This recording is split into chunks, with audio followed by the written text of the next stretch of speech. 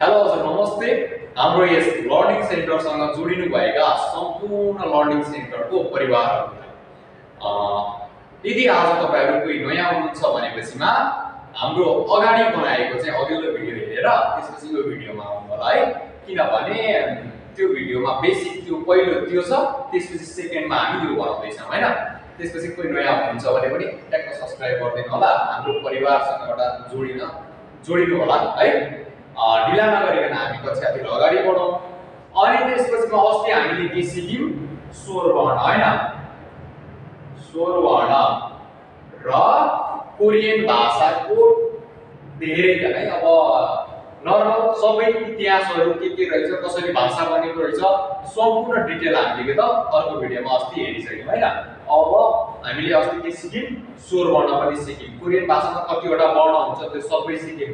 त्यसपछि स्वर वर्णमा एकल स्वर वर्ण, मिश्रित स्वर वर्ण दुईटै सिकिसक्यौं। अब आज चाहिँ के हुन्छ त?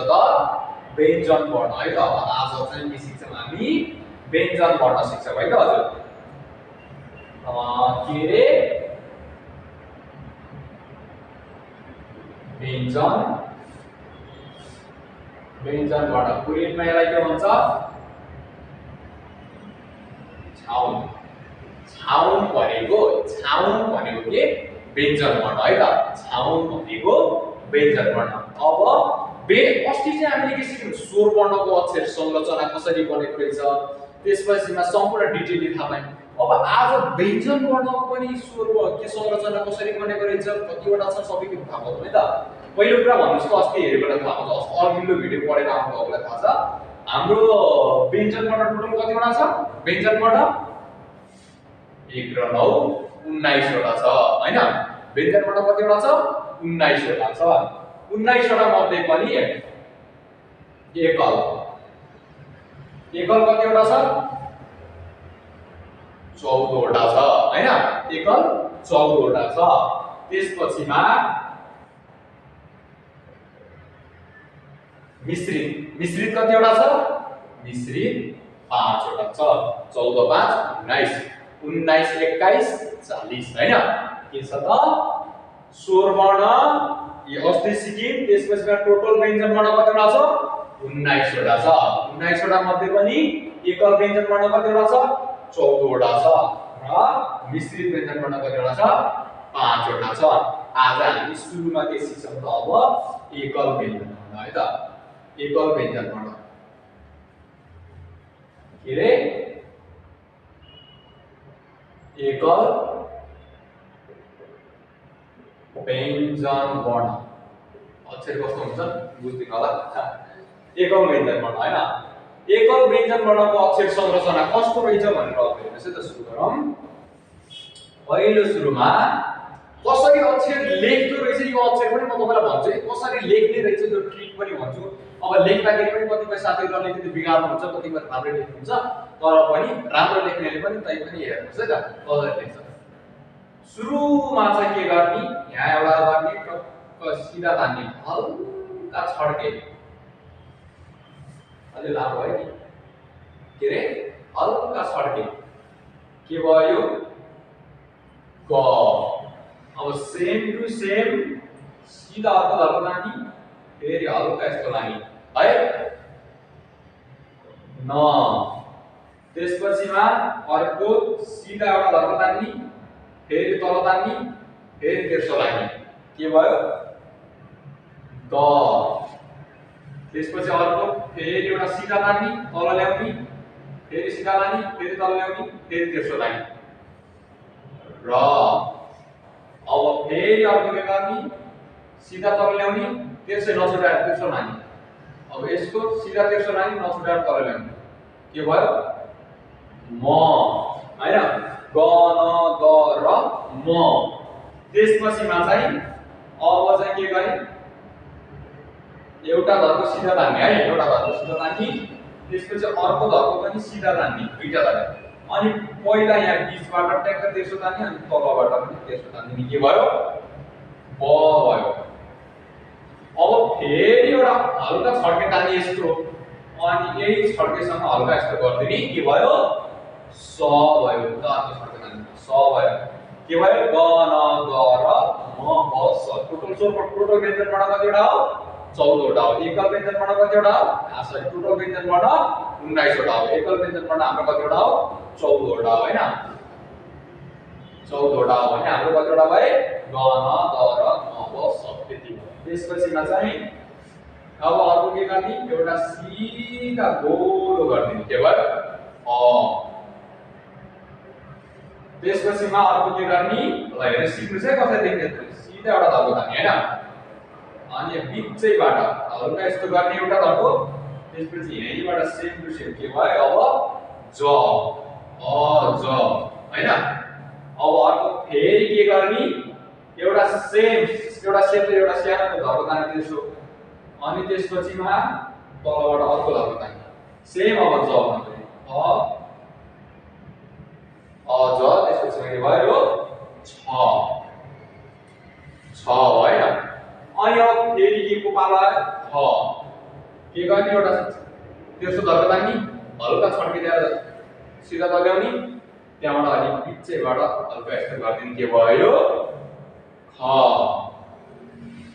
अ ज छ ख त्यसपछिमा चाहिँ के गर्ने अब सिधा एउटा धर्को तान्ने तलबाट चाहिँ हल्का तेर्सो लाने एउटा अनि माथिबाट पनि तेर्सो लाने अनि बीचबाट पनि ट्याक्क लाने के भयो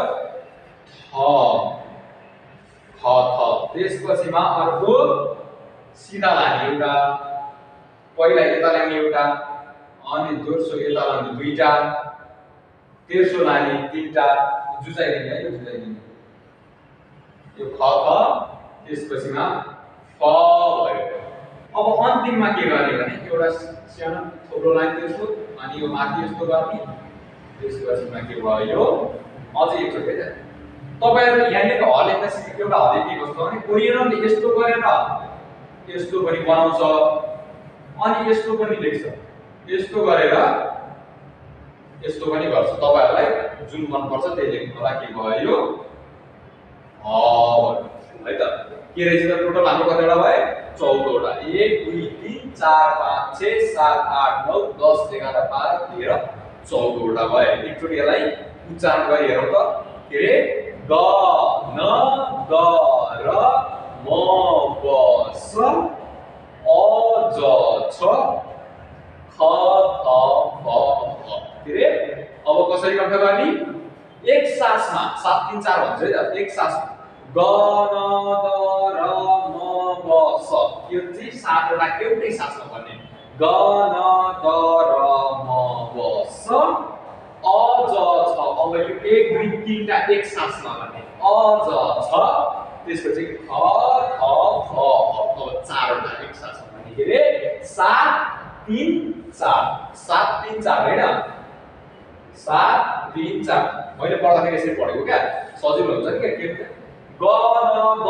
र म ब स अ ज छ ख थ फ के रे गुन्द्रीमा बस अझै छ ख त फ अरे हैन ख त फ अझै छ तिमीहरु नउठ ग न ग र गएर गुन्द्रीमा बस ग न ग र गुन्द्रीमा बस अ ज छ अझै छ ख त फ यो ख त फ के त अझै छ यति टिक लगाएको यो बुझेर त रमाइलो नानी हो त्यो रमाइलो वातावरण आफ्नो चाहिँ रमाइलो बनाउने हो तर चाहिँ के गर्ने त ग उच्चारण अब चाहिँ सरल चाहिँ यहाँ कण्ठ गर्दाखेरिमा चाहिँ कति त 7 3 4 यसलाई चाहिँ सरल गरेको सकिया चाहिँ यसलाई धेरै धेरै गर्नु पर्दैन हैन के रे ग न ग र म ब स एउटै स्वरमा के रे ग न ग र म ब स अ ज छ ख थ फ त्यसपछि फेरि ग न ग र म ब स अ ज छ ख थ फ ठीक छ ओ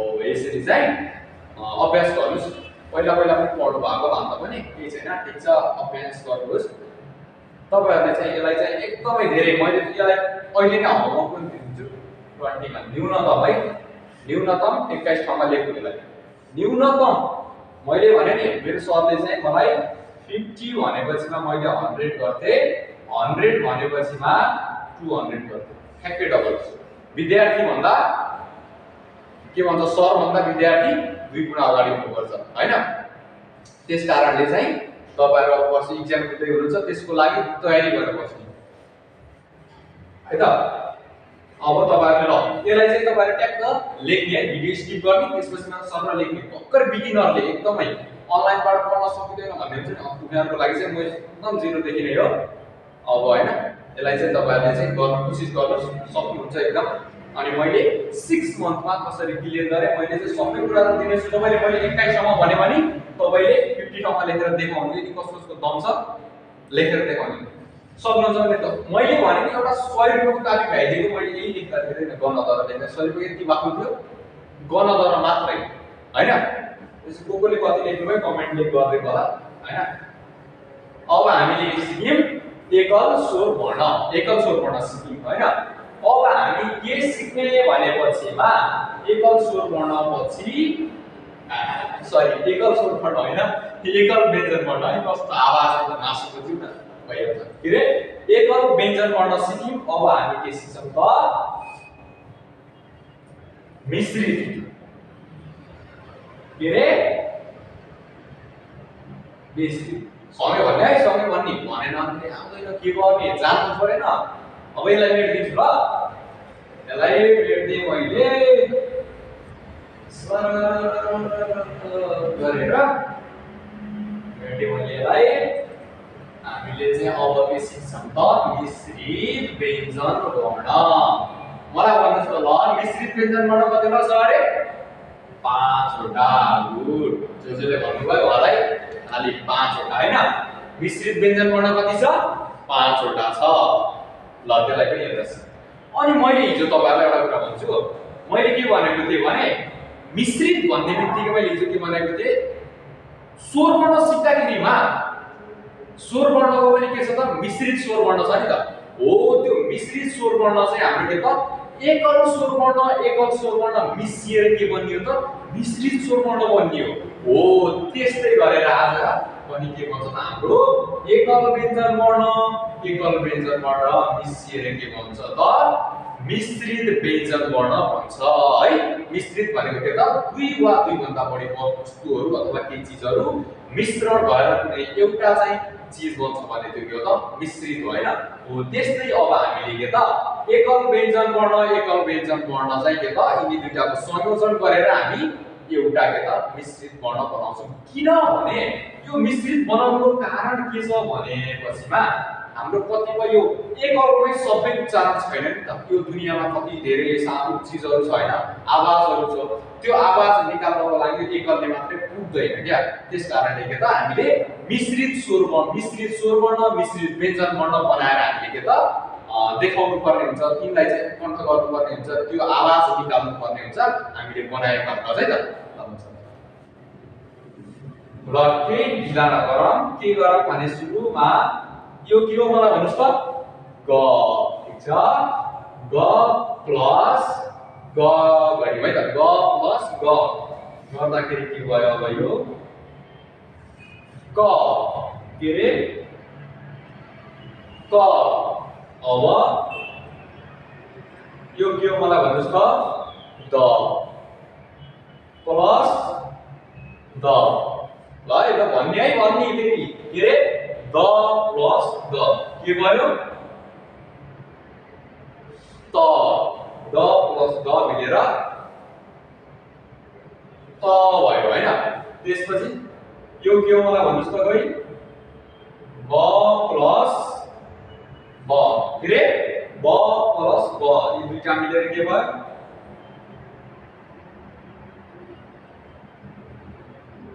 प के रे प।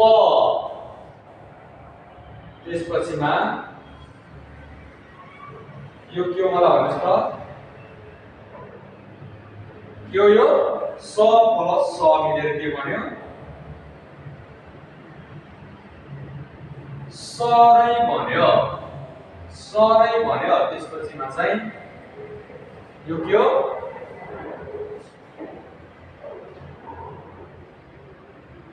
ज प्लस ज मिलेर के बन्यो कस्तो यहाँ लेख्दा ज प्लस ज मिलेर हाम्रो च भन्यो हैन के रे क प्लस क सँगै भन्नु त ग प्लस ग त ब प्लस ब प स प्लस स ज प्लस ज च हैन। अब यसलाई चाहिँ कतिवटा रहेछन् जम्मा 5 वटा यति कण्ठ गर्न कति छ है। त्यसपछिमा ग द सरी क त प स च के रे क त प स च सर क त प स च कति सकिया छ। तर आफूले चाहिँ दिमागमा इमेजिन गरेर छाप बसाल्ने हैन। कण्ठ सबैले गर्छ तर के त छाप चाहिँ कोही विद्यार्थीले गर्छ जसले चाहिँ म एकैचोटीमा पास गर्न सक्छु गर्छु भनेर आफूमा कन्फिडेन्स राख्छ त्यो मान्छेले गरेर छाप बसाल्छ हैन। यसलाई पनि के त 50 ठाउँ लेख्नु होला है। यसलाई पनि कम्ती न्यूनतम 50 ठाउँ चाहिँ तपाईहरुले लेख्नु होला अभ्यास गर्नदाखेरि। ल यसलाई एकचोटी तपाईले चाहिँ लेख्नुस् त लेखेर स्क्रिनशट गरेर राखे पनि हुन्छ लेखे पनि हुन्छ के रे यसलाई क त प स च हैन क त प स च यसरी ठीक छ। ल मैले मेरो दिएँ नि त। ल आजको लागि चाहिँ यति नै। अनि नेक्स्ट भिडियो चाहिँ मैले भोलि लिएर आउने छु। हामी भोलि के सिक्छौं एकल स्वर वर्ण र एकल व्यञ्जन वर्णको मिश्रण र एकल स्वर वर्ण र मिश्रित व्यञ्जन वर्णको मिश्रण सिक्छौं भोलि हामीले। आजलाई चाहिँ फर्स्टमा यसलाई एकदमै क्लियर पछि एडभान्स पढ्नपछि बेसिक पढ्न आउनु पर्यो। यसलाई चाहिँ एकदम तपाईले पहिला परफेक्टली क्लियर गर्नुस्। यो क्लियर गरिसकेपछिमा बल्ल म तपाईलाई सबै दिन्छु सबै भन्छु म तपाईलाई सबै एउटा छुटाउँदैन तपाईलाई मैले नयाँ कुराहरु के जति छ जति छ सबै सिकाउँछु। तपाईहरु सिर्फ हाम्रो लर्निङ सेन्टरसँग जोडिनु होला र तपाई जस्तै कोही साथीहरु हुनुहुन्छ भने पढ्न चाहने अनलाइनद्वारा र कोही पढिरहनु भएको छ भने पनि उहाँलाई हाम्रो भिडियो शेयरहरु गरेर पठाउनु होला किनकि उहाँलाई पनि हेल्प मिलोस् सहयोग मिलोस् है। आजको लागि यति नै धन्यवाद।